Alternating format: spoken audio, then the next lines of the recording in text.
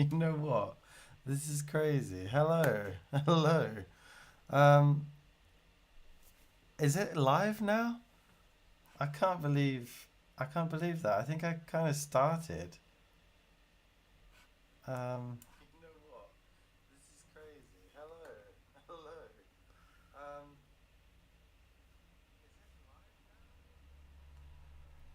okay, so you probably heard an echo there. I don't know. That was just me because I wanted to test it was actually working on my phone to see.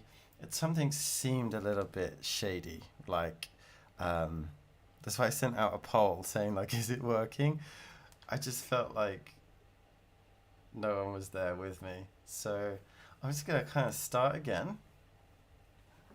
It's absolutely fine. And okay, dropping calculator, not good. Only so many drops a calculator can take. I guess that's my ever shrinking desk with all the stuff in it. I did mention before, but I don't even know if it came through. Thank you for saying cool thumbnail. I did. I design my thumbnails, and sometimes you never know how it's going to turn out. I think I quite like this one. It's kind of cool. Some sort of minimalist neon going on. I quite like the neon. You know how they got the stereotype for a person who goes on YouTube is someone that just sort of talks to themselves, and that literally just happened. 'Cause I didn't even go live. Typically, I press go live on the OBS studio and it just automatically starts, and it didn't. So anyway, here we go. Let's start again. I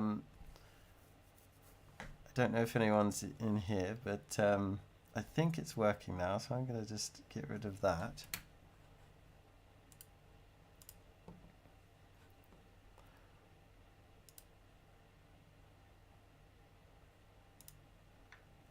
Uh, I don't know if anyone's there.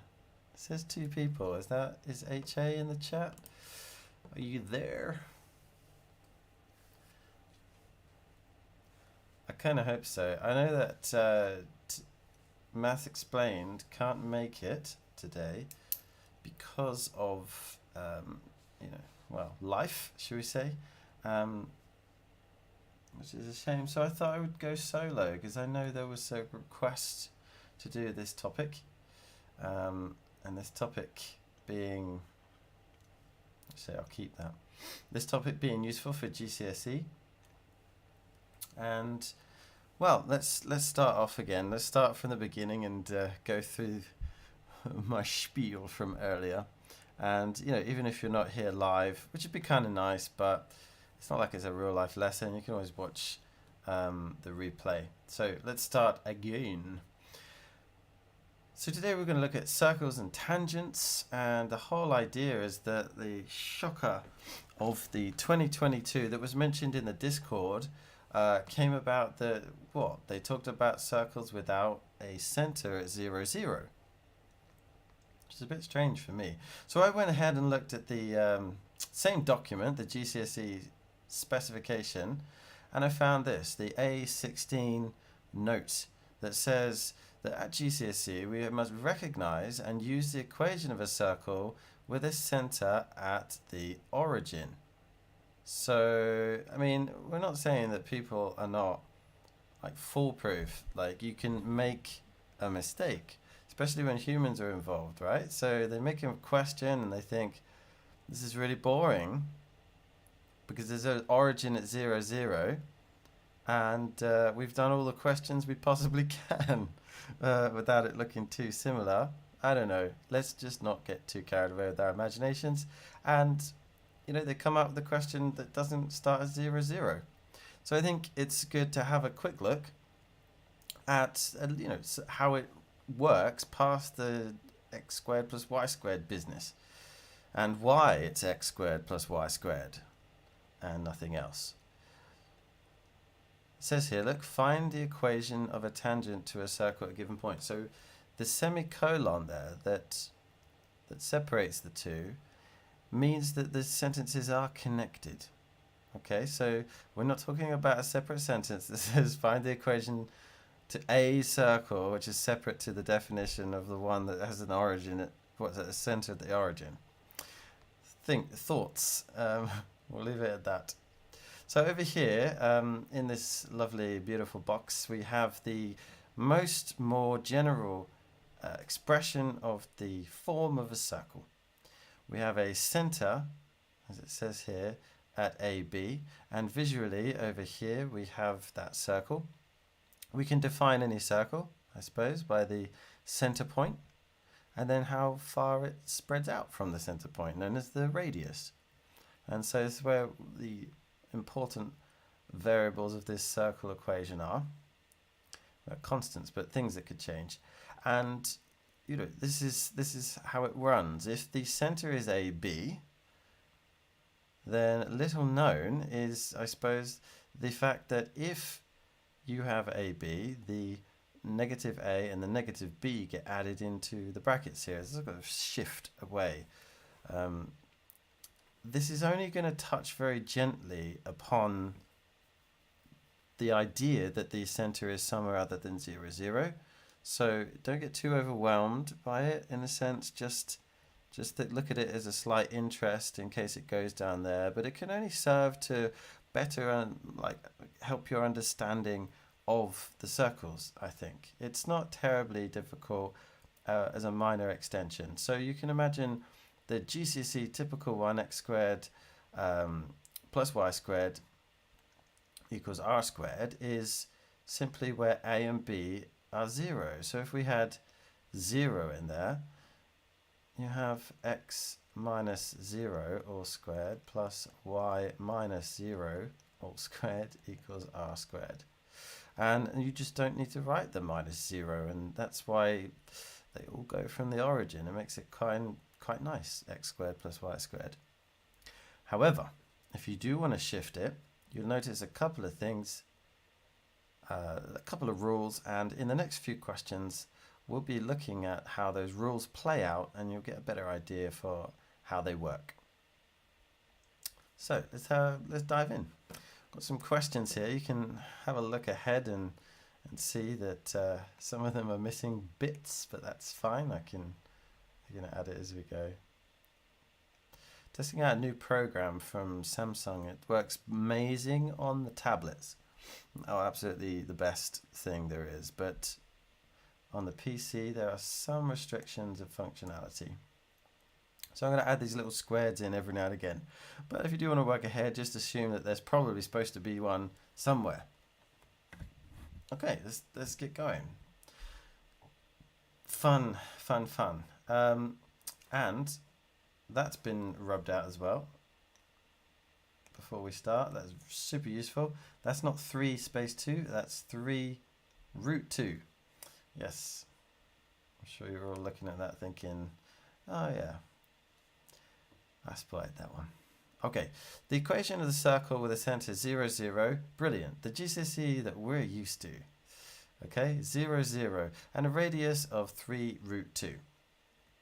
Well, that means we're going to put it, I'm going to try and do it thoroughly. I'm going to do it fairly slowly in case you have questions, and try and talk through anything I can think of as I go along. You know me. So, x minus 0 and y minus 0, because the values of a and b in this case are 0. We're going to be shifting it. Typically what happens is we change the sign. Big argument in mathematics is 0 positive or negative. I mean, does it have to be one of both? But the idea is, like, if we just go for the idea that it's positive and something infinitely small, we can say that we're subtracting it, but this will be more apparent in the next few questions. So x minus y minus. The right hand side, I'd typically say if the radius is 3 root 2, I would define it as such on the right, r equals, and then in the equation we know that we're supposed to have r squared. So we just square both sides here. So we end up with 9 multiplied by 2, and we get 18. And so that's r squared, and that's what needs to go in at the end here. And obviously we don't need the x subtract 0. We can just write this. This is all a sort of precursor exercise to looking at the idea of the equation of a circle when the origin isn't at 0. Okay, so it's not a GCSE question particularly. It's just a useful skill that will help you with GCSE questions like this, especially if the center of the circle changes. Oof, yeah, we don't want to be struck by surprise, but we've already talked about that. We'll leave that one on the sideline for a second and carry on. And if at any point you have questions, just drop them in the chat. It's really good to learn something new a little bit. The neuroscience says that if you learn something new, then it's part of your brain. Well, let's not go into technical details, but it just makes it easier to revise older things. It puts your brain in a really good learning state. So learn something new, as long as it's not too overwhelming, and then use that sort of a great brain state to revise what you already know. Reinforce it. So what is radius? What is the radius? As shorthand, of the center of the following circles? Let's go, we can do this. Now, you'll notice that in the equation, it's the opposite sign, right? So we look at the x bracket to find the x coordinate, and we take the opposite sign and the number that's in there. So it's just 1. Pretty straightforward. And for the y coordinate, we look in the y bracket and we take the opposite sign, and it's 5. So that's the center. Okay, so you can write that as much. On the right hand side, we know that that's equal to r squared, and so if we square root, we have 2. So we found the radius and we found the center. Should this throw you off? Yeah, absolutely. Don't be ashamed. Don't be sad about this. Look, you got a horrible number. It's like, that's supposed to be a nice number like the previous one. Actually, it's kind of nice. This is a sneaky way of adding in some surds into the question, right? So let's do the radius first. 147. Always suspicious of these numbers that might, or shall we say should be 150, but they're missing like 3 or something. So if they're missing 3, I would always see 3 as some factor. Well, you see what I mean. If 3 is a factor, it's probably 1 shy of... I can write this in a different way, and maybe I'll do this. In fact, maybe I'll write this in a different way once I square root. I'll turn it into a surd. So I square root both sides to find the radius, and then I can see that 147 is 3 times 49. Yeah, let's just do it in one. So we've got 49 times 3. And by the rules of surds, we have 49 root 3, and that becomes 7 root 3. So watch out for that. You might have surds in the question, and that's a good skill for this, like adds to it, right? So 7 root 3 is the radius, and we're going to find the center now. The center of this, for the y coordinate first, we could shake it up. We could do y first. We're going to look for this bracket, and we're going to change the sign, so that's going to be 12. Yep. With the x, we just need to remember that technically that's x minus 0 squared, and so we have that. You end up like drawing it. That could be kind of cool to see what's going on there. So just as a quick tiny little drawing, we have a center at 0, 12, so all the way up here. Let's say that's 12, and the radius is 7 root 3. Okay, so just a quick check on what kind of number we're talking there. 7 times root 3 is like 12.12 roughly. I'll just put 12.1 to get a rough size. So if it's going to go up to 12, that means that the radius is going to take it just below the 0 point, because it's going to be 12 to the 0. And it's going to go around from there, okay? Obviously, you can use a compass. Yeah. Oh, look, that's great. Interaction. Hello. How do you do? Good evening. Yeah, it's good to be here. Good to see you. Yeah, it wasn't too challenging. Although it looks disgusting, there's a rule to it, right? So if you think about I'm just going to clear this space up. If I am going to have a completed a square form, let's say x minus 3 squared plus 12 equals 0.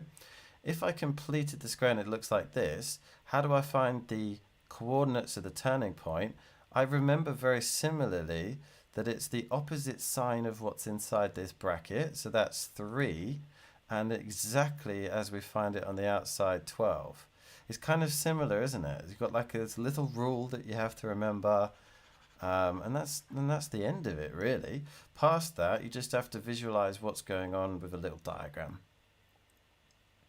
Yeah, so I definitely wouldn't go for... Let me get rid of that. I definitely wouldn't go for the decimal. So in maths, you've got this idea like, what should you leave your number in? And there are things called exact forms, which if it roots, you can't really see the size of it. Because the square root of 3 is generally an odd number, multiplying it by 7 creates an unknown quantity. Like, it's hard to express that or very quickly and know its magnitude, right? You can't, let me just write that down. You can't see the magnitude of that very well. So you see what I did? I turned it into a decimal because it revealed pretty well roughly how big that thing was. That's all I really need to know, is roughly how big it is. So decimals, however, are sloppy because they're non-exact, right? So if I take the full number, it was 12.124355565, etc. Because a multiple of a third will be a third, and you've got a crazy number that is hard to deal with. So, you know, I'm going to round it. And really, that's okay. So it's a non-exact form. It's not precise. And in general, in maths, we want the precision. So we leave our answers in sort of this form. If not, if we're okay with less, we round it, but we're very specific that it has been rounded as such. And my preference in all of these would be to leave it in the third form. And technically, since it doesn't really say simplify, I just went ahead and did that really well. You could have left it as radius equals root 147, unless it says give your answer in a certain format. Just watch out for that. There are a few cases where you don't need to do much else. Yeah, so non-calculator exams, they always ask you to show and leave it in third form, because there's like this idea that thirds are easy to work with, really disgusting numbers. Calculators are fine and everything, but yeah. So yeah, from completing the square, we did turning points in class today, so got a refresher. Ah, fantastic. So you can see the link, right? It's pretty cool that there's just this little rule that you can stick to, and it's not too bad, and it's very similar, right? It's the same number, but just the opposite sign. I think I've got all the questions there. Should we try and do this new feature that I've got here available to me? Click Start Q&A. Say something, I'm giving up on you. Question. I'm just going to say like, please ask questions. And you know, no question is complete, or no request is complete without a smile. Let's start the Q&A. I have no idea how this works. I just thought like, is it good to have it in the Q&A, and then I could see if all of the questions have been asked answered. Maybe I can tick them off. This is an experiment. You do not have to participate if you do not wish to, but you are now part of a live experiment on my behalf. Thank you so much. All right, let's go down.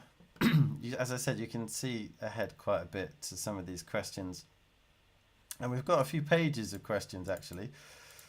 I didn't think I had enough. I've got more, but we'll see how it goes. Okay. What would the equation of a circle be with a center 5, 3 and radius 8? So I'm always thinking, like, how can I get this interactive in a way? And I'd love like a little vote button, but it's very interesting that there's a slight delay.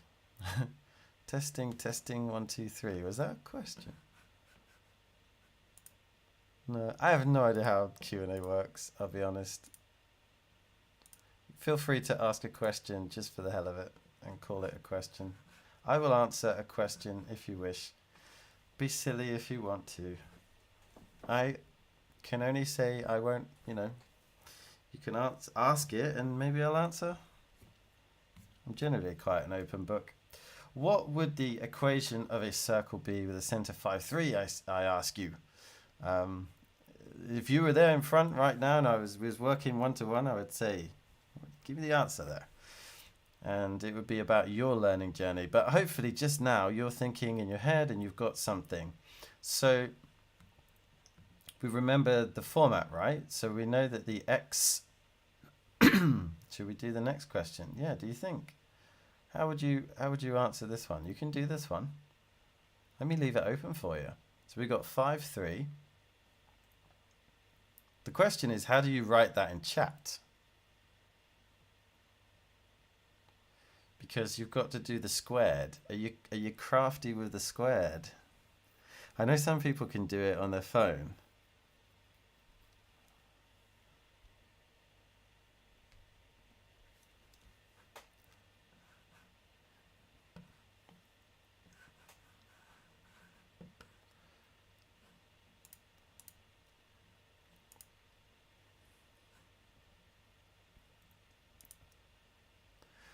Select question. Should we do the next question? What a great question. Sorry, I'll just play with this. Should we do the next question, HA asks. Yeah.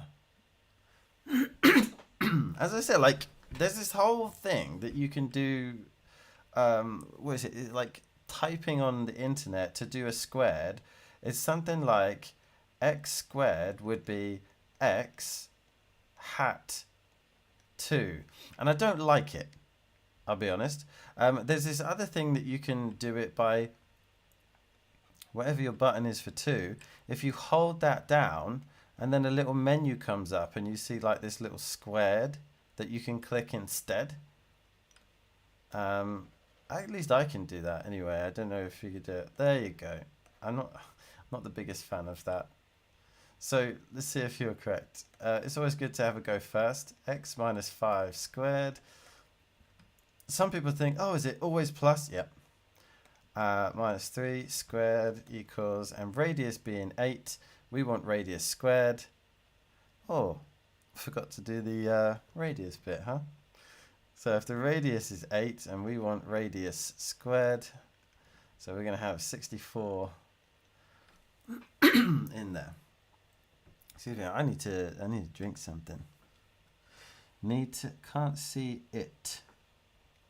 Oh, so yeah, I'm on a laptop. Yeah, so if you're on the laptop, I know that there is certain commands that you can do with Alt. So while you hold down Alt, you sort of press the numbers, I don't know, say 1, 5, 6. Don't quote me on that. And I mean, I could look it up now, but I'm not. I don't know. Let's just do it then. Alt. What would you call it? Symbols list. Alt symbols list. Okay, so let's have a little look here. We've got Alt Unicode. A list of the alt code. Oh, there's some really nice ones. You can get hearts. What would be really cool is if they categorize them into mathematical symbols, huh? Africa. So we've got. Let's see if it works, right? So apparently, if you type in, oh, this website is awful. Everywhere you look, you've got an advert for affiliate marketing. Anyway, never mind. Apparently, if you type in Alt, so you hold down Alt, and then you do 227, it's pi. Does that work for you? So like Alt, I'm going to try it on the live stream as well. So Alt and 227. So hold down Alt and then type on the numerical keypad 227. You actually need to have numlock on. Yeah, don't be like me. Have numlock on and do that. Because you're going to end up in trouble. Right, what? Where's my old thing gone?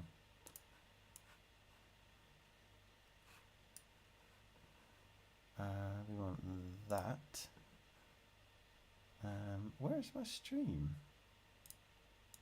We've lost my stream.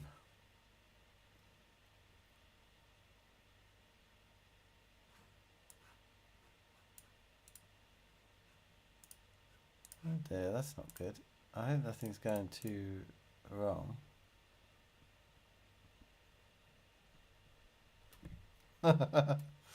Yeah.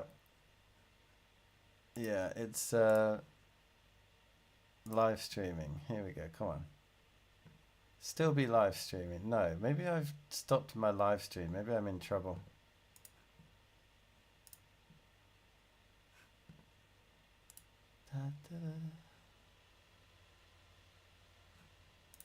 No, apparently I'm still live. Maybe I'm streaming through my software. Streaming through my software all the time. Each time I think, well, how do I go back to it? Oh no, I don't know where it is now. Streaming through my software all the time. You know what? Experiment has just ruined this whole experience. Oh dear. Change dashboard to this one. Woo! Here we go. Back. Oh my goodness. Oh, brilliant. Here we go. Let's try and do this now. Make sure numlock is on and Alt 227. Okay. Gives me an O weirdy thing. I think the website is giving out false information. However, it is true that it does give out strange symbols when you hold down Alt and type in numbers. And I wonder what it is for squared. So Alt symbols square. 'Cause I'm gonna get, this is the one thing we need today, right? So I don't want to draw a square. I want to draw squared. Yes, what is the squared symbol? 0178? Okay, 0178. Try 0178. Yes, I will. Alt 017. Oh god, I've done the wrong one. Alt 0178. Yes! It works. Excellent. Okay, so I don't remember what it was now. I just said it. Yeah, 0178. Let me write that down. 0178. I'll get this into the live stream. 0178. The ULR. Do you mean the URL? I actually got that from Google. So if you hold down Alt, and then whilst you're holding that down, you type 0178 and then let go of the Alt, it will turn into a squared. I don't know. You might need a numlock. And even if you, let me try and do it without the keypad because I have a keyboard. I've got a Logitech mechanical keyboard G610. So I've got a special numerical pad on the right. And I'll try it without that. So Alt 0178. Yeah, it doesn't work without that. So sometimes you'll have you have to put it into a certain mode where it picks up on the numerical pad. There you go. There's squared. 0178. So if we're using that, then yeah. As I said, hand saying there wasn't any URL for the particular. I just used Google, and it told somebody had put that it's 0178. Anyway, this is cool. This is good to know. So if you want to use the squared in the rest of this, then it's now available to you. There's probably like websites, but I'm not going to recommend any because I don't really know. I was just trying my best. Yes, there you go. Someone just turned professional. Okay, right. Let's get on with the next question then. So now we've got some professionals in the chat. What's the answer to part D? A circle has its center at point A, which is 1, 1, and it also passes through the origin. Find the equation of the circle.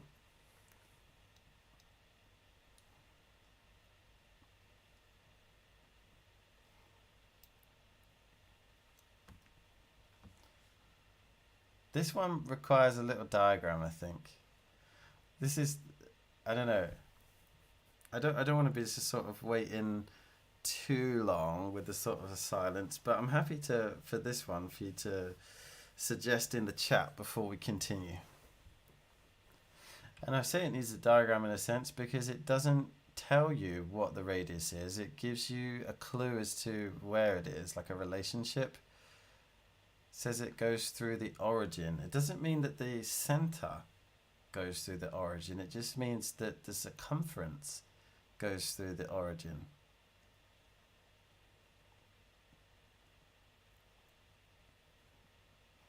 Now, if you'd be brave enough to say the answer.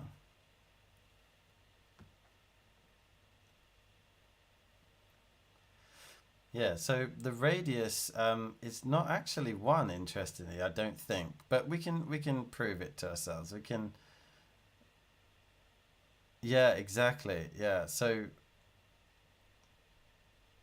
let's just draw a random point and let's call this 1, 1, and we know that it goes through, like the circumference goes through this origin, right? So really that's the distance r, and if you look at that separately, it's just the diagonal of a 1 by 1 square, like so, which we know the hypotenuse of that would be √2. Yeah, well done. So the center of this is actually at 1, 1. And you know it's the actual circle equation that will go through 0, 0. And so we draw that line in and we've got our √2. Okay, so now we know that the radius is √2. Our equation requires us to have it as r squared. So we have 2. And we've got a little shift going on here.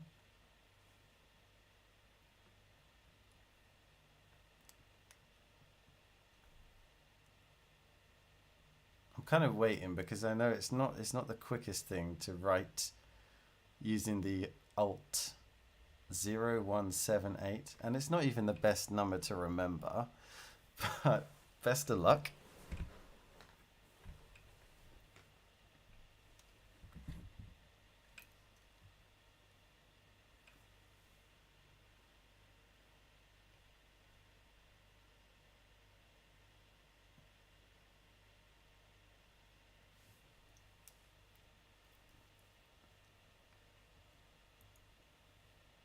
happy to be silent for a bit, just so you know I'm not. There's nothing wrong with the chat. There's nothing wrong with the stream, I hope. Just waiting for an answer if you want to give it. We've got the radius sorted, so it's just what happens with the 1, 1. As you can see here, we've got the general thing. Good to write down, good to know.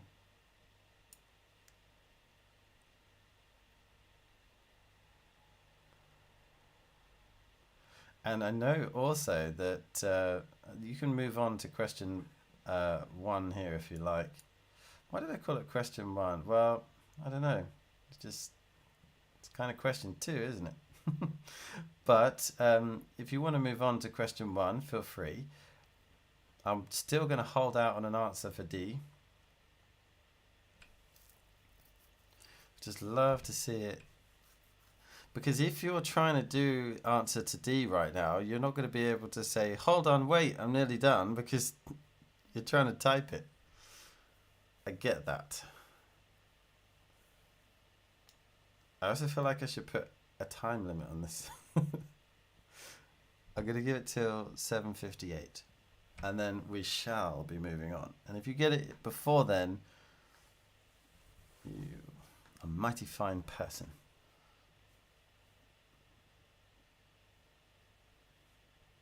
In the meantime, having a look at the next one, if you wish, you've got point A, which is 6, 4, and it lies on a circle with a center 2, 1, and a radius of 5. That saved us a job, isn't it? Tells the radius. Find the equation of the tangent. Oh, here we go. This is what we're here for.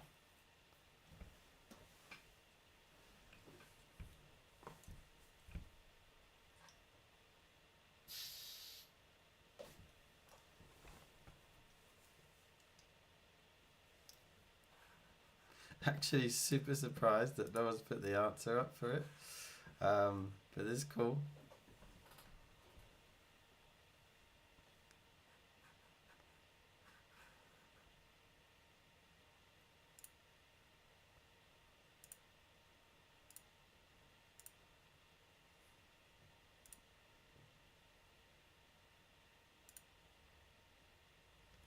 Right, time is up.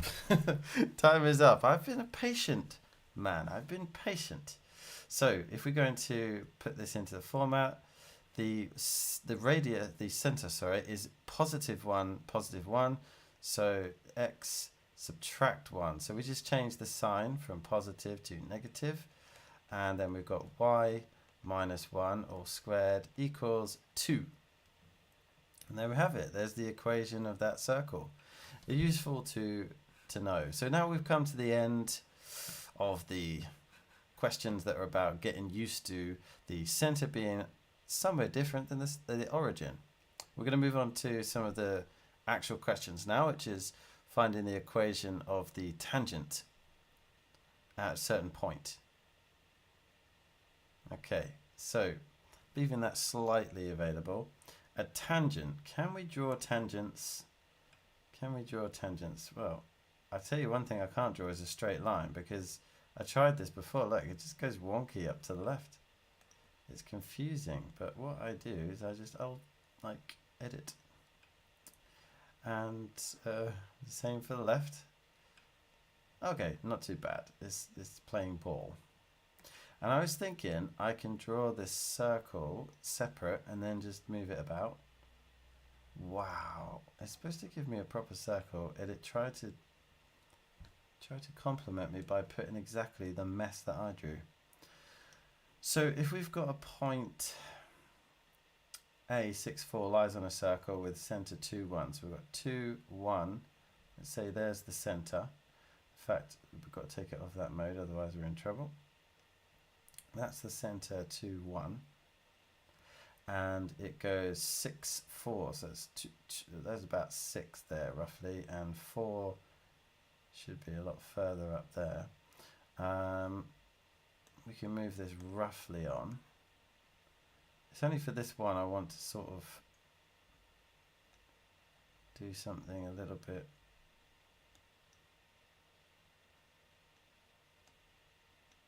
think that goes through that point there? Maybe a bit more. I probably have to mark where that is. Something like that. Ta-da! And then we'll make sure that that's the center of the circle. Maybe it's like that. Anyway, point being, we just want a slight visual on this, and I'm now going to draw a random line, and it's just going to do its own thing and go over there, but that's fine. Back here. And we're going to say that we want to find the tangent on the point 64.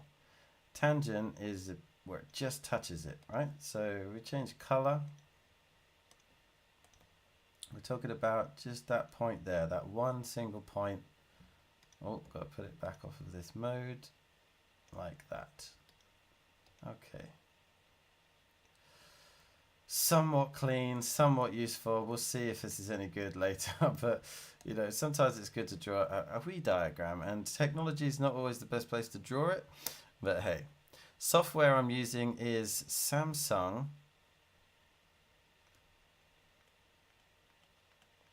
and it's called S Note.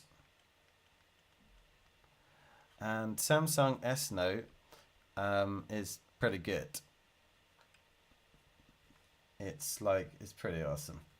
I use the S Note on the built-in Samsung tabs because they've got like really good, when it's the tablet, you've got like loads of functionality, but on the PC it's just this little app that they decided to make. So it's pretty cool. What this is, I don't know, is it, you mean like because you've been taught circles that were just pretty basic and that's why it's legal? Or because I'm using a specific software? But yeah, crazy to think that you've already learned. It is. I think you'll find that that's true with a lot of things. That when you go up the grade, so for some reason this has become very large. I don't know how I got to 100, but let's bring it down a notch. I believe I was using this as a rubber earlier. It's not working. I'll just do it manually.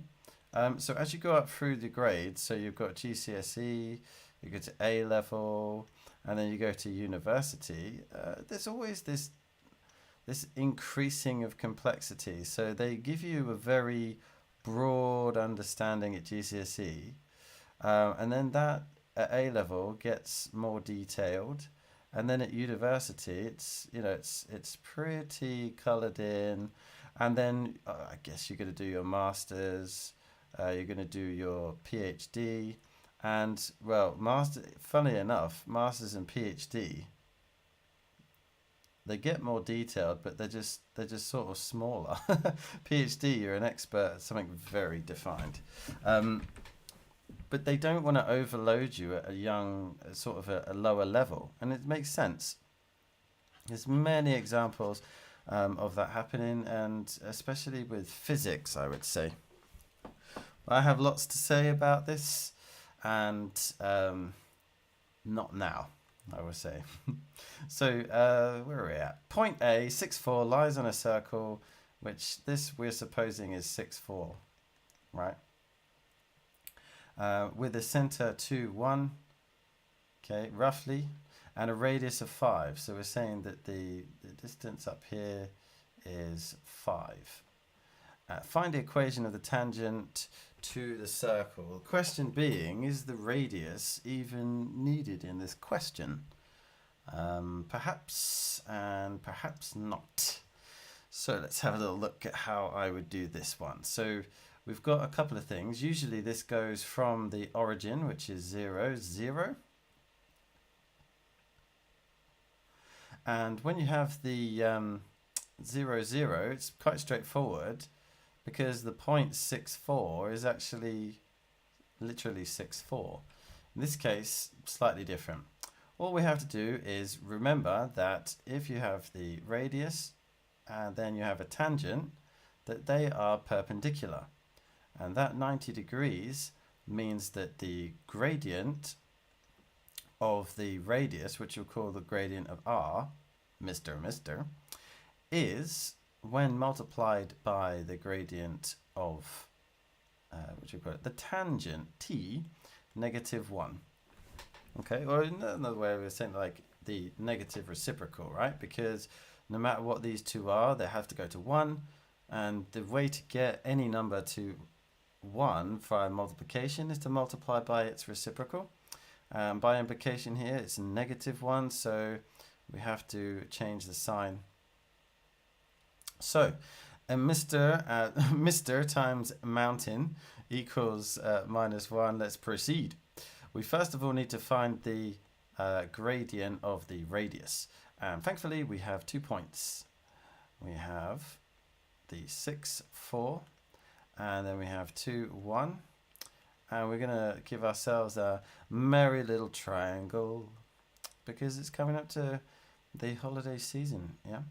And the height is only different here from what I would say GCSE level, because actually the height would usually be 4, right? I know there's some HA you might be looking at this thinking, that's usually exactly the same as the coordinate out there, and that's because it comes from the origin. In this case, we have to recognize that it starts at 1. So in fact, that has a height of 3, and it has a length of 4 because it's going to start at 2 and go to 6. And that really is what makes it easy at GCSE. The point that's on the outside of the circle literally becomes the two values that help you find the gradient of the radius. So I'm going to change this time. So 3, 4, and to find the gradient, we're going to go, let's call that the change in y divided by the change in x. So we have a gradient there. And the negative reciprocal of that is going to be -4/3. So that's really cool. We've got the gradient of our tangent. Let's get rid of some of this theory stuff and continue over here. I know that Maths Explained really likes the equation y minus y1 equals mx minus x1. That's definitely a pretty cool equation for A level. I prefer to substitute into y equals mx plus c. But either way, we'll do it this way for now. We want a coordinate. So where I have the little 1 by it is a coordinate point, and that coordinate has to be on the line. Okay, you can't just pick any coordinate that you see here. It has to be on the line that we're interested in. So that's the tangent line, and we can use in this case 6, 4 because it's on our line. So y minus 4 equals m, which we found is -4/3. Let's keep the bracket for now. X minus, and the x coordinate 6. So we've got y minus 4 equals -4/3x. And we're going to bring that in with the two negatives, make a plus, and we've got 24 divided by 3, which is 8. And we're going to shove that -4 over to the other side to be +4 to both sides to give us 12. There we go. Lovely. Now, sometimes they ask you to have it in a certain format, but the question to you, did we use this fact? Nope. Sometimes that's there for no reason. Sometimes, well, we just don't know. Are there other ways of dealing with this question? Maybe, but it's just what it is. Trying to recognize what's important and what is not. Yeah, you think y equals mx plus c is easier. It's how you see it, right? This is highly used at A level, the equation that we just used. And if you use that, they design the questions so that you're going to use it. So sometimes it works out really nicely doing it that way. Let's say we did it like mx plus c, and then we put in the coordinate. We've got 4 equals -24/3 plus c, and this is -8, so we've got c equals 12, and we've got the same thing. And I've got to say, in this instance, that does seem pretty elegant. It seems a little bit quicker. But that's my opinion. It could be that I'm tainted, because when I see that method, I like it too. Yes, fluff. I love that word, fluff. I like to say that maths is pretty pure, right? But in a lot of questions, we have something called fluff, or some people like to call it floof. Maybe it's spelled like that, but it's not needed. So just be aware of what you need at any given time. The only way really to be confident with what you need is to have practiced plenty of questions and know what you expect to see. And then you can kind of do it in general because you know what you're expecting, yada yada. Okay, so there's that question. Put to bed, put to rest. Question number 2. Oh goodness, look, we've got lots to this one. A circle has the equation x minus 3, y minus 1. That's meant to be squared. So this is an occasion where preparation has been abandoned. I think it was something like 3 a.m. So you can forgive me, I'm sure. A circle has the equation blah. A tangent touches the circle at point A, which is 4, 4. Find the circle or center of the circle. All right, this is where we can type in chat. What is the center of this beautiful circle?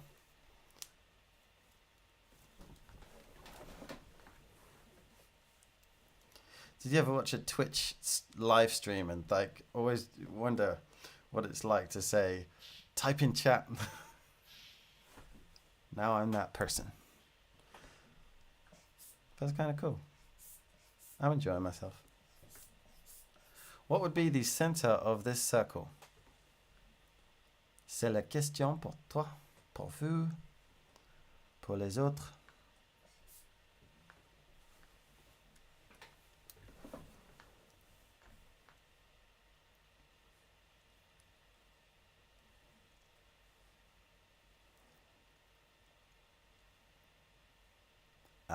He was a patient man.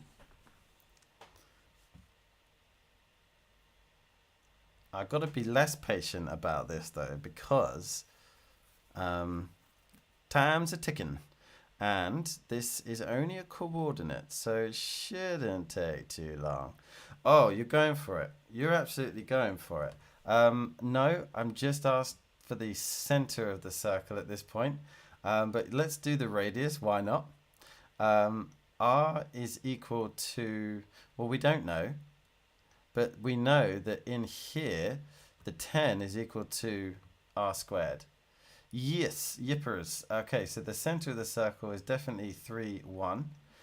We don't know whether we need the radius, but because of the fact that it's x minus a squared plus y minus b squared equals r squared. That's a standard format.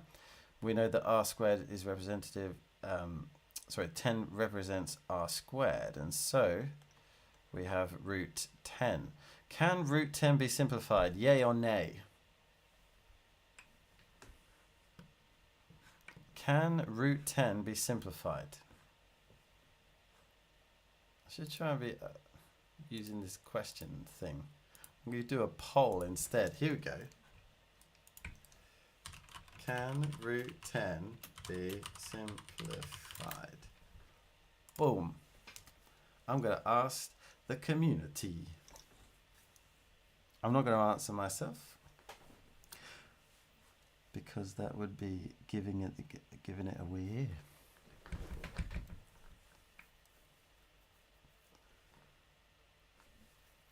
Vote now. S'il te plaît. S'il vous plaît. Oh, on my phone there's a delay, clearly. 2 votes. I'm going to vote now as well. Why not? Nice. Yeah. All right. So it's probably easier to write no, but I'm just trying out the features of this thing. End poll. Do you get to see the results? 100% of people said no. 3 people voted. Very good. Okay, so thanks for helping me test that out. I'm going to leave that as R. I don't even know if we need it. Work out the gradient of the radius at 4, 4. Well, that's interesting. That's the point that we mentioned earlier, right? And it says the tangent touches the circle at 4, 4. Some people really desperate to draw a diagram at this point, like myself, I love diagrams, would probably just draw in the center there at 3, 1, and then 4, 4 being up here.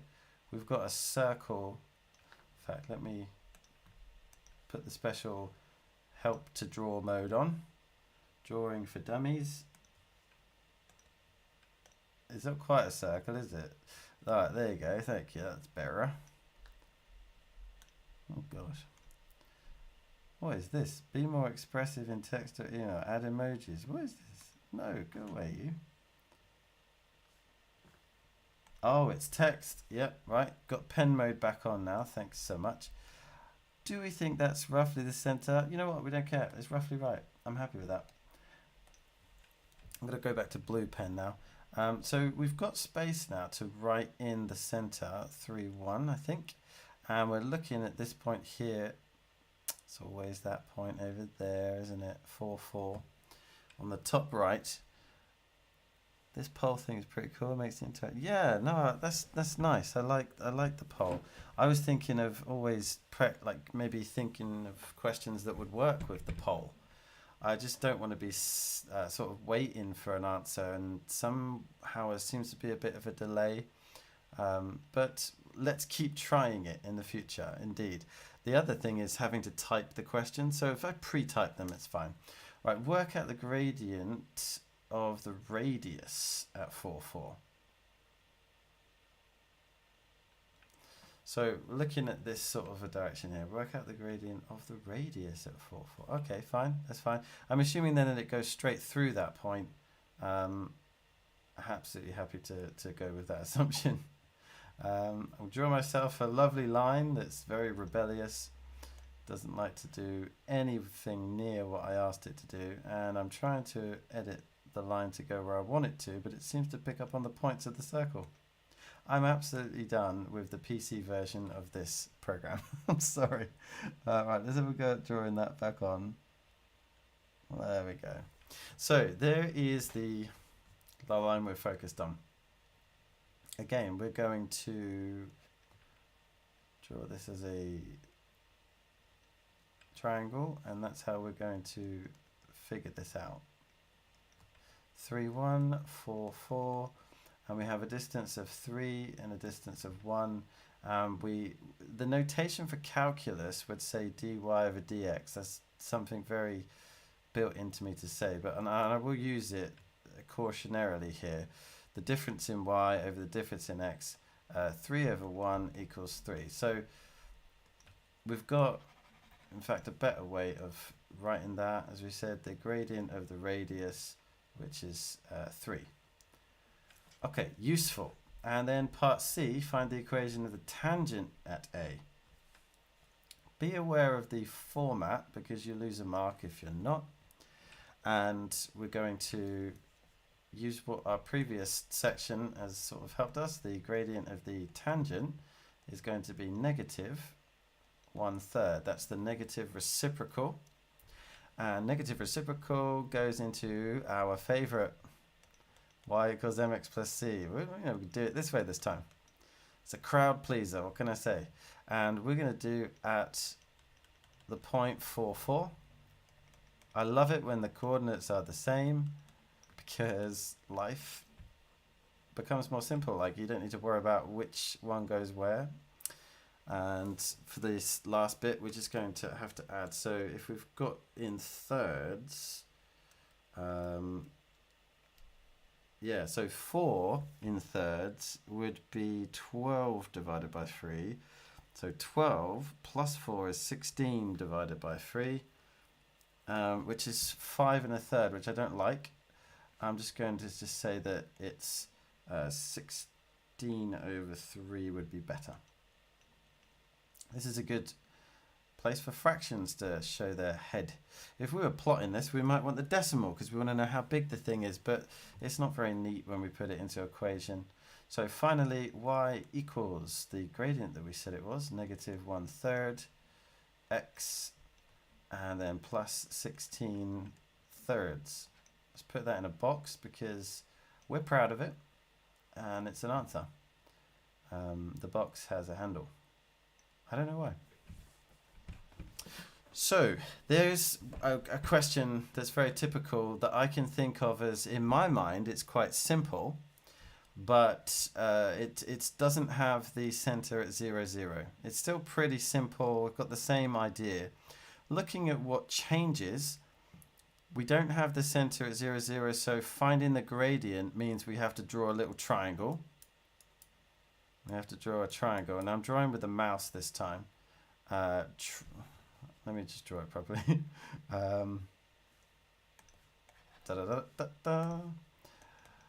The difference, we have to draw with a triangle. Okay, drawing of a triangle, and then, was that it really, isn't it? I suppose there's a difference because we have to know some of the geometry, but that's it. All right, let's go on the next one. I'm going to pause for 30 seconds before starting the next one, and if there's any questions, otherwise let's crack on.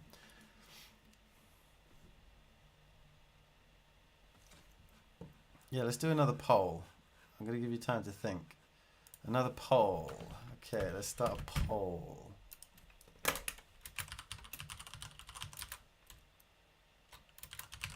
Shall we?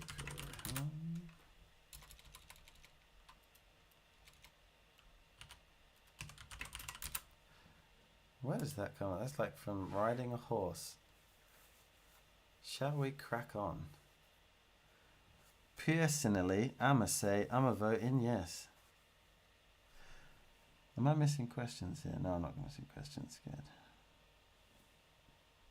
Good. Like, I'm trying to do more polls because we like them, and then everyone's like in the chat.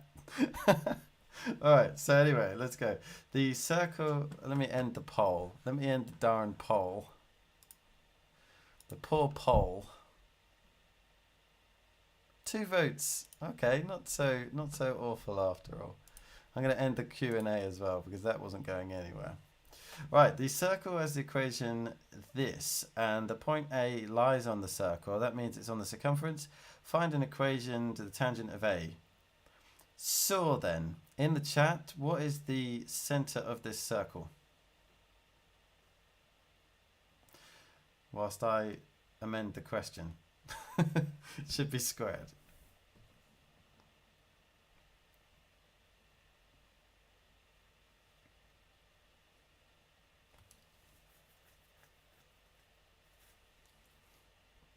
And if you're watching this on the video replay, what are you doing? You're having a little time to do it yourself. So maybe I shouldn't be too sad about the gaps.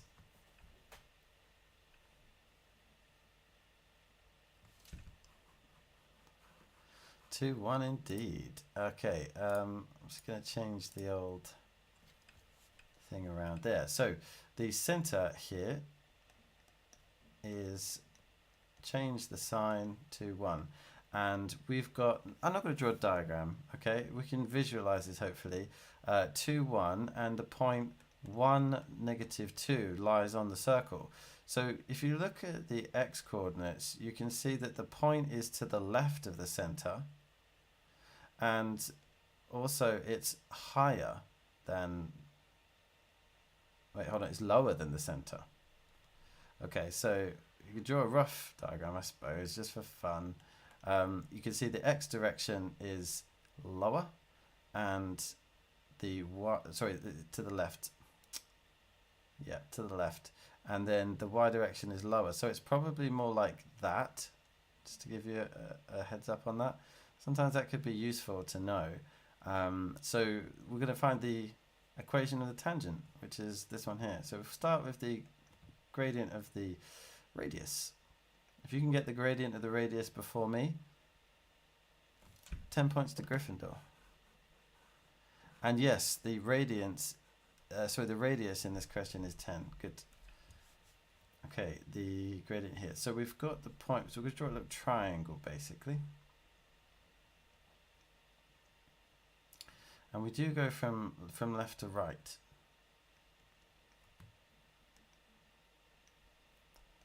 And then up here we've got 2, 1. So what sort of a gradient? Well, this one's going to be positive. So we're going to go from 1 to 2. And then minus 2 to 1, which is 3. So again, we have a gradient on the radius of 3, which would indicate that the gradient of the tangent is the negative 1/3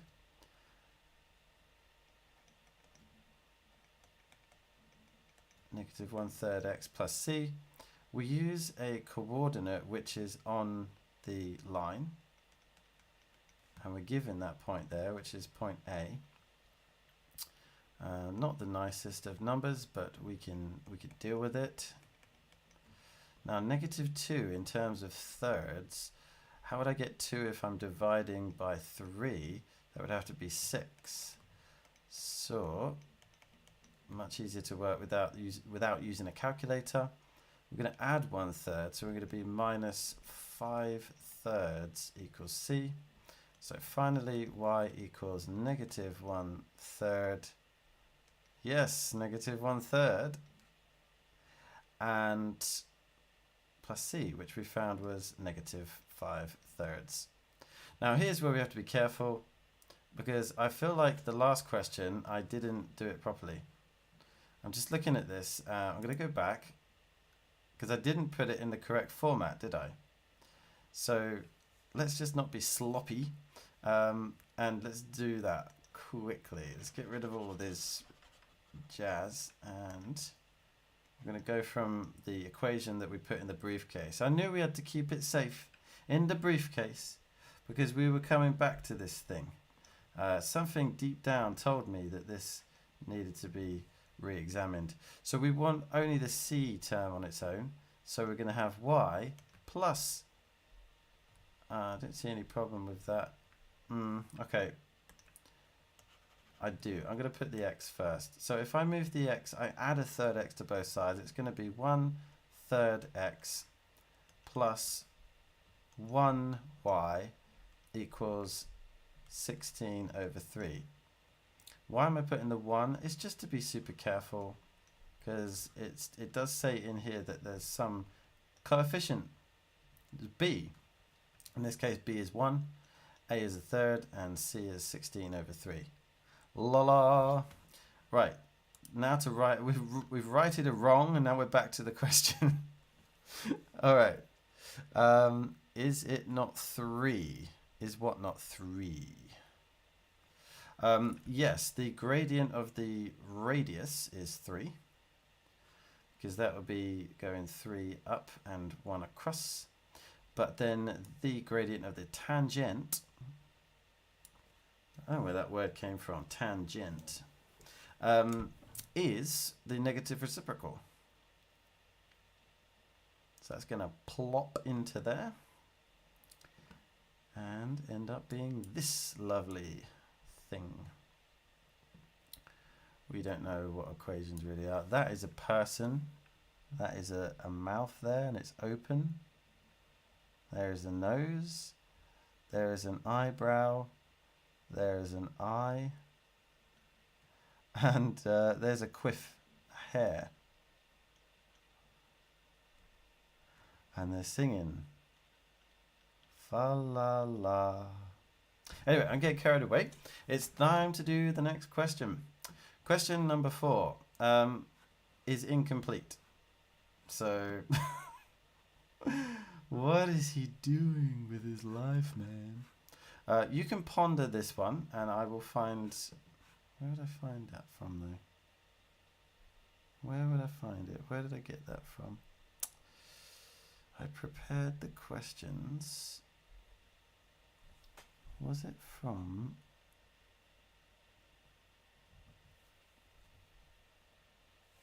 Yes, I do know where it is. Give me 1 second. It's here. Give me.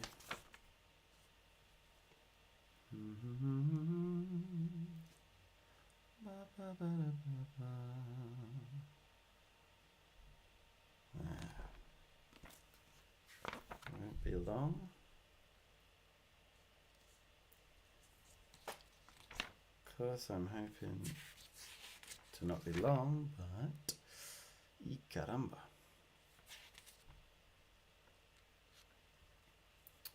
So the question in hand is, let L is the circle with the equation. Let's have a look. Where is that?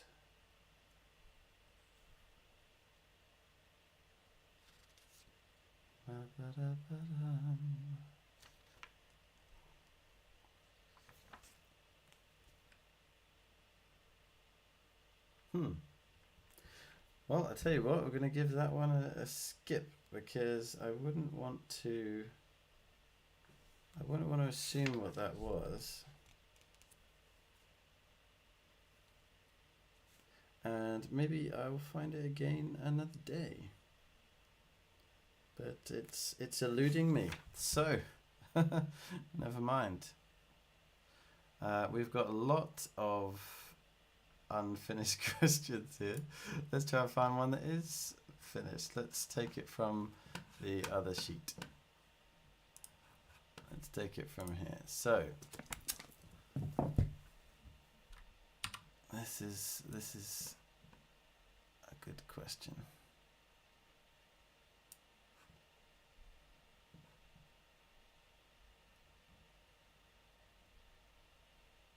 Yeah, because we don't need that or anything else. Let's go for this. And the reason why I'm using this program as well, apparently it should be easy to sort of get things in rather than uploading it into this separate online repository that we were using previously, Maths Explained and I. Yeah, so here we go. We have the diagram on the right shows the circle, center 3, -2. So we've got that at the center there. And a tangent touches the circle at the point 1, 4. Okay, so that's right there.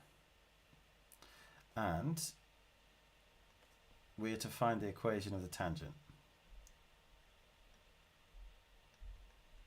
If there was a platform that allowed talking, that would be pretty cool, because at the moment the interaction comes from typing, right? So I don't know.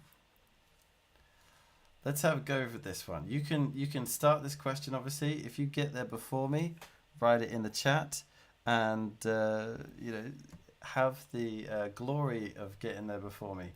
I'm relatively slow because I'll be chatting as I do. Let's start. First of all, let's not get ourselves muddled around about what's going on here. The triangle is the pain. It's like in relation, you have to be careful which way round it is. So if the center here, if we start with that being 3, -2, using the numbers in the coordinates, where is it in relation? Well, if that's 3 and that's 1, it's definitely to the left. And if it's 4 instead of -2, it's definitely up. So we're going to draw that roughly there. It doesn't have to be precise, but we know roughly what's happening here.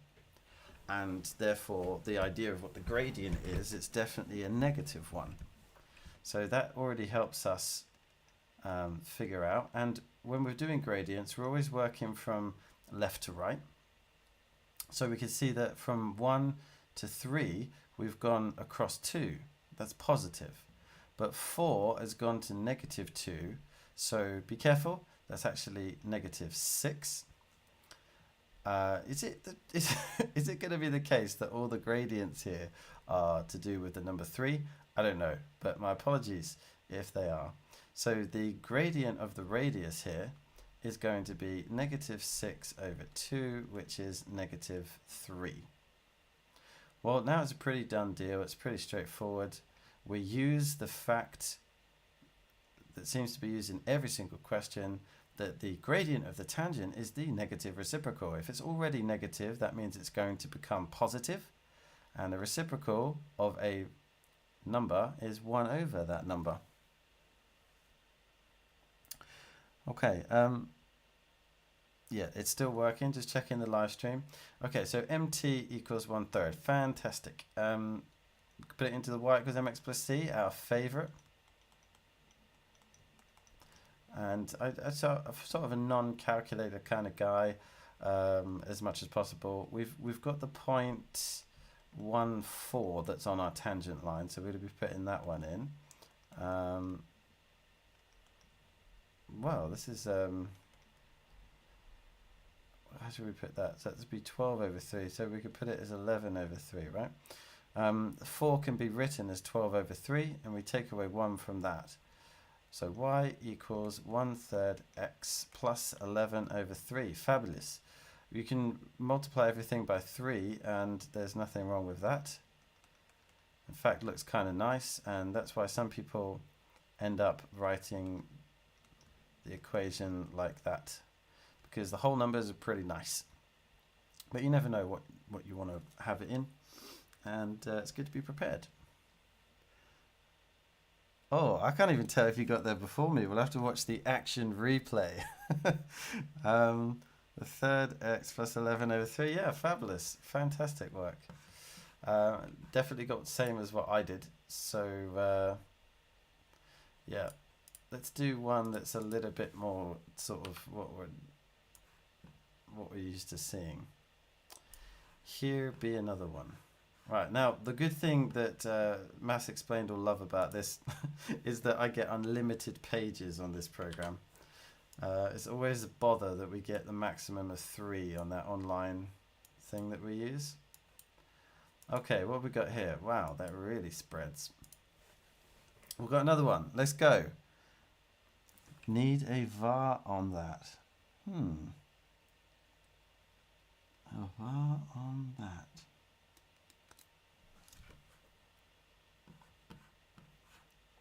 Forgive me, but I don't know what you mean. A var on that. Did I do something off? Oh, is a VAR something to do with the action replay? Is it a video action replay? That's a guess. And I'm assuming that this sort of thing happens in the lovely game of football fairly often. Not that I thought it might have been called something else.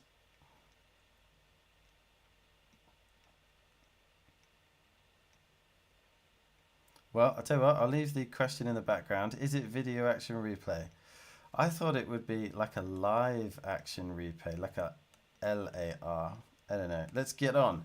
Here's the question.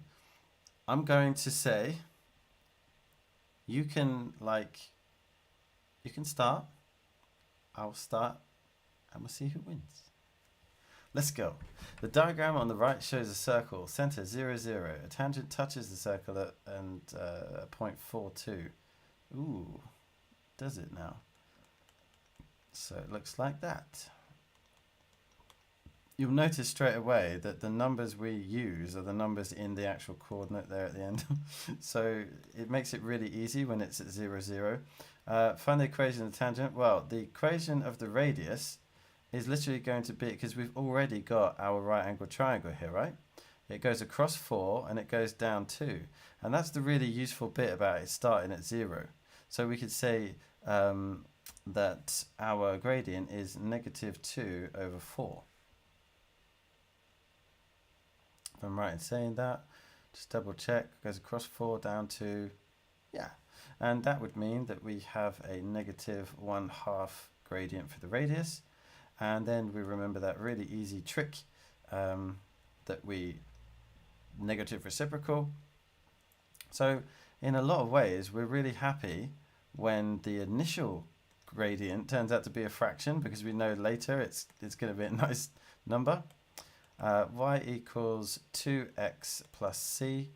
We need a coordinate, so we're going to obviously use 4 minus 2. I have a feeling you've done it already. No, I haven't. Right, keep going. Negative 2 equals 2 times 4 plus c, that's 8. And we're going to take it away from both sides. That was awfully sloppy, and I'm going to give myself a foul for that and then redo it. So that's 2, 8, take it away, yeah. So my final answer, y equals 2x plus, no, minus 10. Eek. This might cost me the match here. Minus 10. Oh, and whether that's, you know, a delay or not, I feel like we could call that a draw. Y equals 2x minus 10. Nobody likes draws in football, but I'm going to call that 1-1. Actually, this is a really nice question. If you were in the exam, you would love it because it's got that whole number factor, you know? Love the whole numbers. Let's go for a harder one because this is we're going to up the stakes, okay? This is what we need to do. We need to go for a harder question. Bam. I love how it comes in really low resolution and then ding. Okay, no, not quite. The anticipation. Let's go. The diagram on the right shows the circle. Wait, that's not ready, steady, go. Okay, we'll read it first. Diagram on the right shows a circle, center -5, 3. Yes, and more interesting. A tangent touches the circle at the point -2, -1. I'll give you a little bit, a few seconds. When I saw -1/2 as the yeah. Let's give you some time to write it down. We got 10 seconds and then it's game on. 5, 4, 3, 2, 1. Let's go. Okay, so -5, 3 is the center there, and the tangent touches at -2, -1. So I'm going to draw my little. I'm assuming here actually. Let's go for the center first. Actually, if it's -2, yes, it's to the right, and if it's -1, yes, it's down. So it is like this. Cool. Okay, but what is it? We're going to be very careful here. 3 goes to -1, so that's 4, but it goes down. -5 goes to -2, so it goes across +3. So the gradient of the radius is -4/3, but that's all we can do. Therefore, the gradient of the tangent is the +3/4. Okay, handwriting needs to be clear in the exam, otherwise they may not even give you a mark. Just need to say that. Y equals m. Wait, we know what m is. Come on. I feel myself losing this race. Plus c. And on the tangent is, oh no. The worst case scenario where the actual substitution is negative, but we must soldier on. -6/4 plus c. I'm a non-calculator guy, so this is going to be -4/4 equals -6/4 plus c. Plus 6 to that is 2/4, which is 1/2. So finally, y equals, what was the gradient? 3/4 x plus 1/2. Did I win that match? I might have won that match. Oh, I might have got in there quick. I do submit that when you put it into the chat, it's slow. It's pretty tough to put it into the chat. So there's a slowdown there. So you may have got the answer on paper, but then to put it in, you could be honest with yourself and I will trust you. Trust is the cornerstone of a happy life.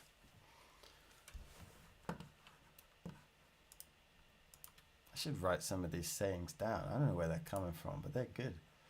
Trust is the cornerstone of a happy life. It's very important for a human to trust.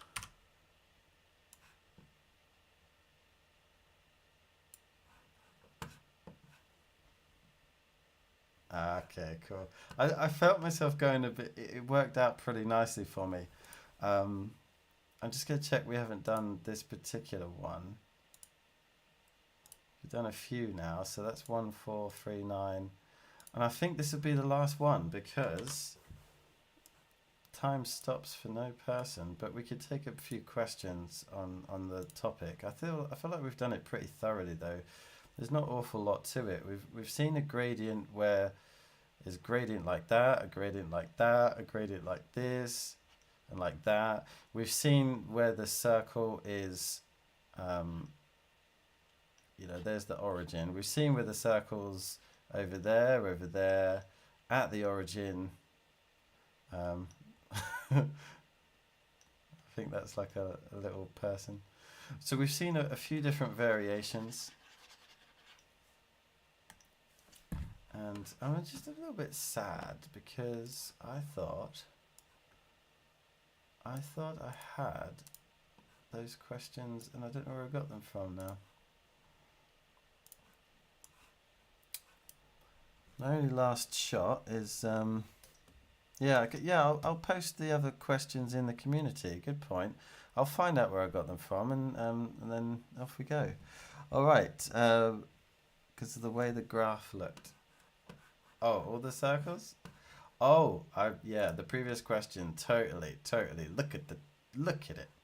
Can we zoom in on this? Zoom.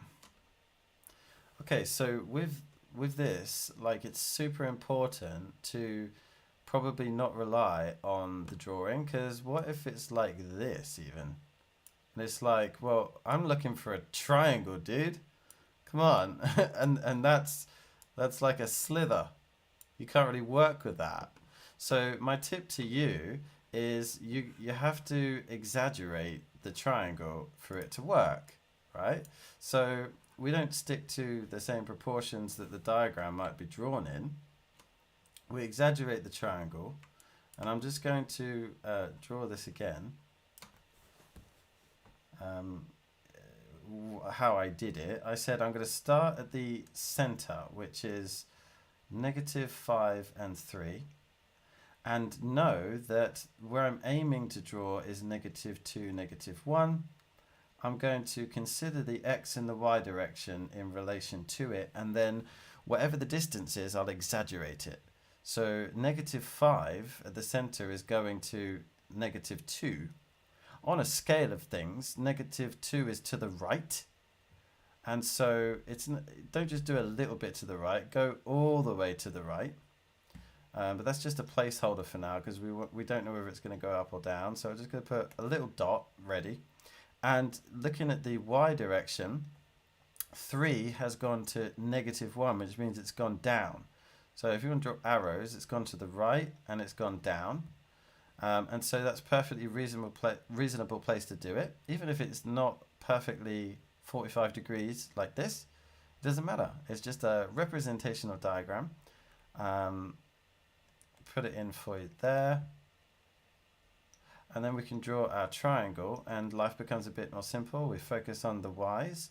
3 goes down 4 to get to -1, and -5 goes across 3 to get to -2.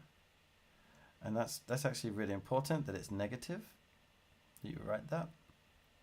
Some people just put 4 because it's like an absolute distance, but actually it has implications here. So we're talking about left to right. Is it going up or down? If it's going down, make that negative. I think that if you do it right, x is always positive because you're going left to right. But anyway, that's that. Good point. Would you say diagrams are sometimes fluff? Oh, yeah. This diagram is useful. Some diagrams are not so much fluff, but they're misleading, right? Because they're not drawn to scale. So we just have to draw it the way we want. And I can give you an example in circle theorems, right? So we've got, let's draw a nice circle because we deserve the best. Draw it for me. Thank you. If we have a circle theorem question that's doing this, and then it's doing that, and then I don't know, there's the center, and they've got some horrible thing going on there, and I don't know. Let me think what else it might be. Yeah, maybe another tangent going up there, and a line that goes there. I've intentionally tried. That wouldn't be the case. Let me make it more straight. It's not happening. It's not happening. Give me a second. Doing. All right, leave it like that. The point is that a lot of this diagram might be fluff, but it's more to do with the fact that it's confusing. So you could call it fluff in a way. What you might want to do is get rid of some of this stuff. For example, let me scroll up here because it's. You might want to get rid of some of this and just focus on what's going on there, right? So sort of double angle thing. And that's perfectly acceptable to write separately. So sometimes diagrams are not necessarily fluff, they're just really extra.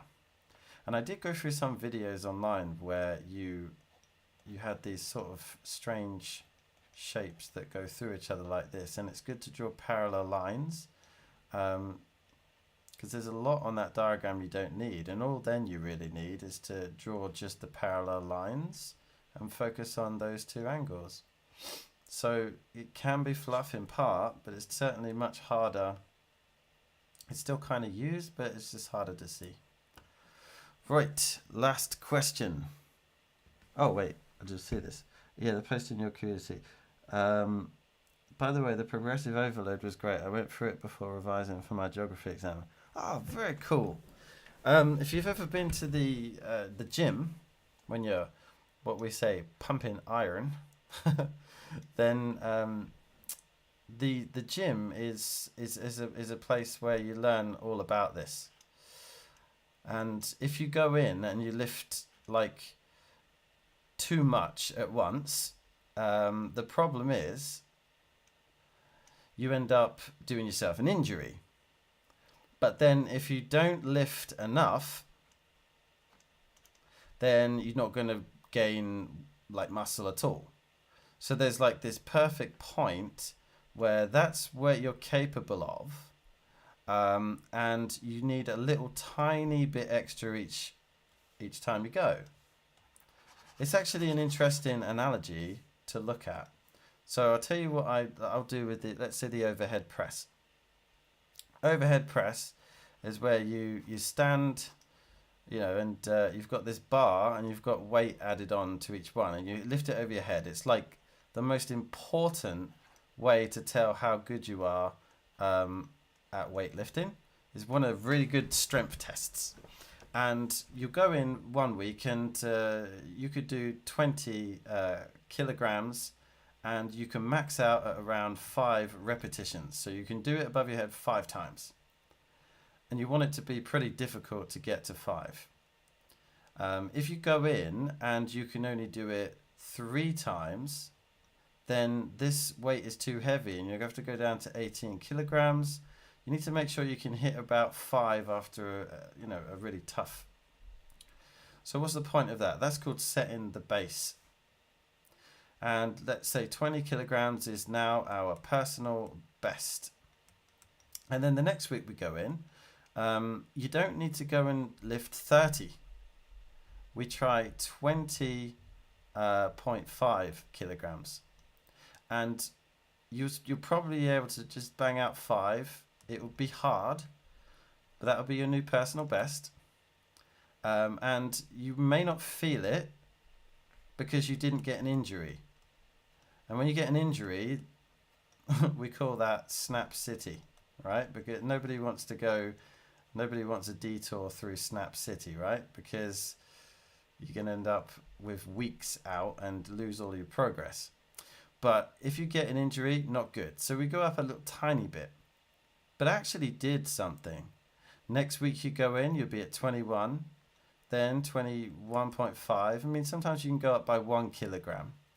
And then eventually you look after, say, 5 weeks,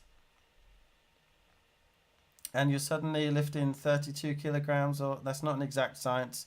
You'll look back at this and you'll quote me on that.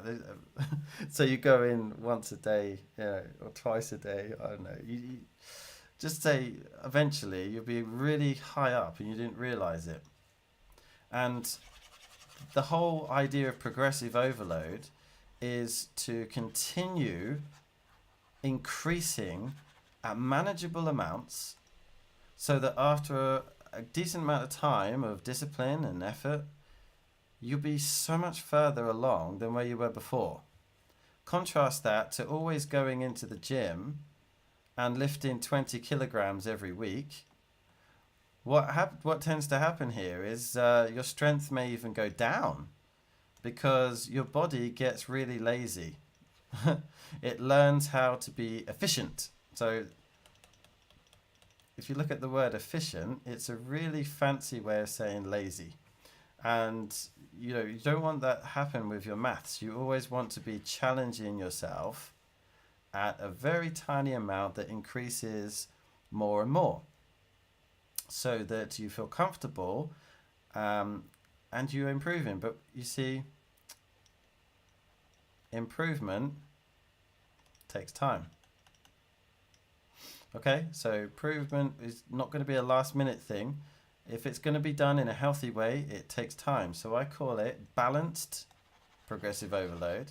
The balanced means you're not going to overdo it at the last minute.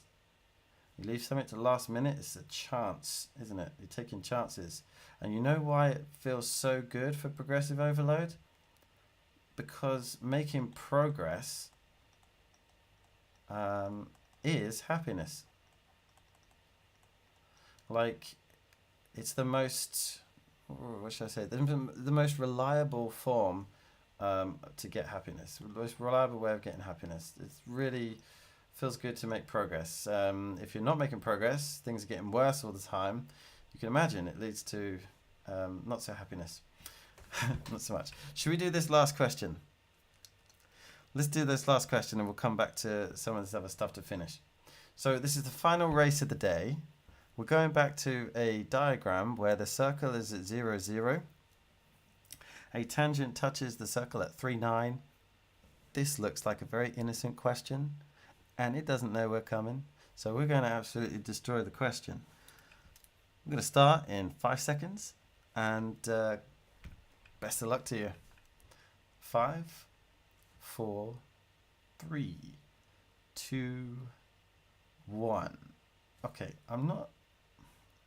I have to give you a head start because you've got the idea you have to type it into the chat. So I'm going to give you a further 10 seconds, then I'm going to... Oh, what the... All right, someone's been working in the background. I can't even compete with this. Right, this is going to be your little swan song. You relax and watch me and see if I make any errors, okay? Where are we at? So the gradient of the radius. Now, because it's at 0, 0, remember... triangle's already drawn for us, right? So there's actually, you could turn it into a formula. If you said that was point AB, you could say that the tangent was a certain thing.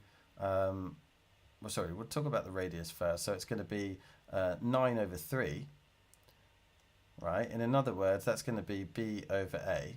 And then to find the gradient of the tangent, you're going to make that the negative A over B. So actually, you could find it from the original. Let's do it properly anyway. 9 over 3, which is 3. And then the gradient of the tangent, which is a third, but also negative. Y equals negative a third x. I think this pad just moved. That's why I was looking a bit sloppy. I apologize profusely and start again. Y equals negative 1/3 x plus c. The point is 3, 9. So at 3, 9. Remember, it's not a coordinate if you don't put the brackets. Some people forget that. And wow, okay, is that true? 3, yeah, I think it is. Plus c. So actually, super duper, 10. Hold on. Why do I not agree with your answer? Did I get something wrong?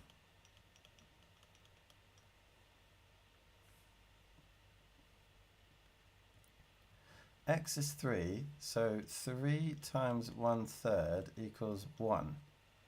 Minus, yeah, I think that's right. Longest head start of my life. You know, I mean, I'm a generous person. 28 over 3, what was that? 8, I can't think right now. 9, 9 1/3. 9 1/3. It's very close. What might have happened there? Did you think that this was a third? No, because yeah, you did, didn't you? You thought that this, when it went in, was a third. Yes. So what happened was you thought that since this was 1/3, and I'll just write it in, that would go over there and become 9 1/3 rather than 10. So I don't think you're far off. You shouldn't beat yourself up too much. And it's a great lesson in why you should always write the working out, yeah? It's just things get missed. Would you say to go back to say if I've missed anything from the questions? The non-math part. Sometimes I set tasks with a high goal that require a lot to achieve. Got to break it down. Absolutely, yes. You've got to aim high. What did we say? What was that thing I said? If you aim for the moon, if you like, what would you say? Like a rocket. You aim for the moon, and if you miss, at least you'll be amongst the stars. I'm not liking the representation of this diagram. I feel like the moon should be more like an actual moon, and we should draw a cannonball. So if we aim for the moon, if you miss, at least you'll be amongst the stars. Okay, so that's the one saying. And then the other thing is, how do we even get there? So that's going to be the staircase, right, of progressive overload. Always challenging yourself. And, you know, if you're always challenging yourself, it will always feel uncomfortable. Just will. And that's the one thing that makes you feel a bit odd. Just like the nerves that come around the exam time, they're different, they're odd. We don't like change as much as we like to think. And yeah, we just have to have self-belief, I suppose. But although it feels like you're not getting anywhere, you are. And once you get to the end, you're at the top there, and you look back, you've come a long way. There's your GCSE, and it's like really easy. You've come far. You're on your way to your A level. And yeah, it's all a journey. One thing I did hear once is that, oh, keep looking up because there's always a next. You know, never look backwards. Nothing ever good came from looking backwards. A little bit of reflection, but onwards and upwards, they say. Right, so we leave that question up as the final. Let's see if there's any last. Not sure who the original creator of the quote is. If you aim for the moon, if you miss, at least you'll be amongst stars. Yeah, I don't know. I can tell you the first time that I heard that, or the first time that I thought it, I was 12 years old. And I was at secondary school. And I don't even know where it came from. I think I sporadically said it. It kind of made sense. Or maybe someone said it. But I was about 12 years old, and it stuck with me. And it's kind of, who knows, it may be out there somewhere, but Google might reveal. Google might reveal.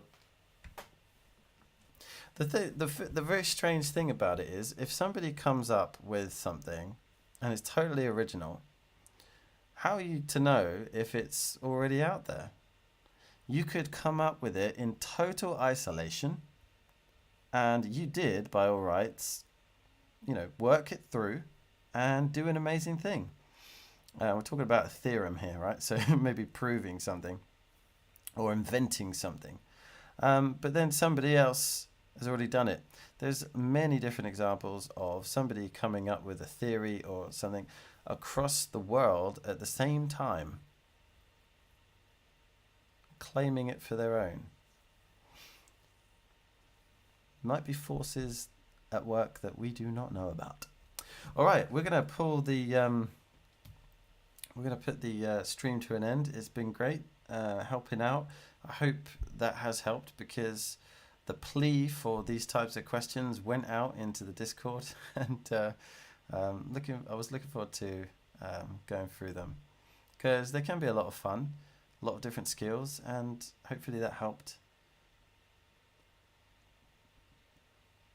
I really I'm glad you like the reflection time as well. I mean, it's an important part of life to be balanced, to be reflecting a bit and thinking about things. And gosh, there are things I wish I knew a bit younger.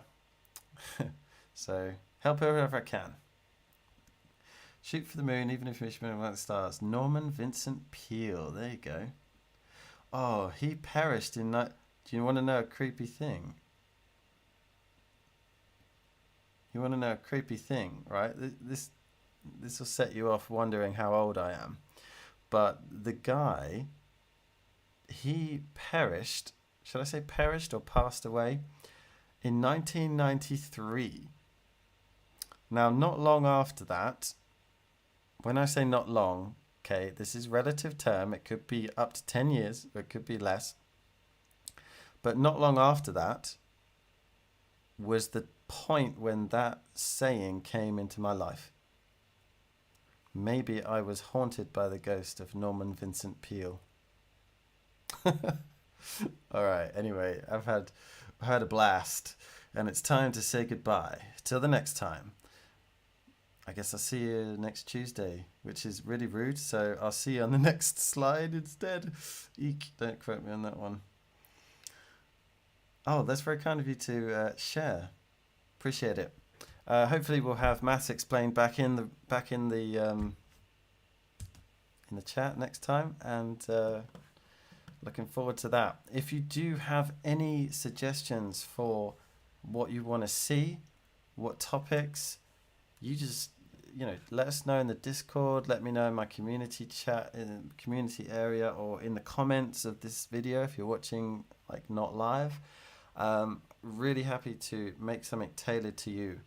Just bear this in mind, that people pay a lot of money to get tuition for maths. So think about this as free tuition. It's good to give, and it's good to enjoy the learning. So, all right. Now I've said too much, and it's time to go. Auf Wiedersehen, and good luck in everything you do this week.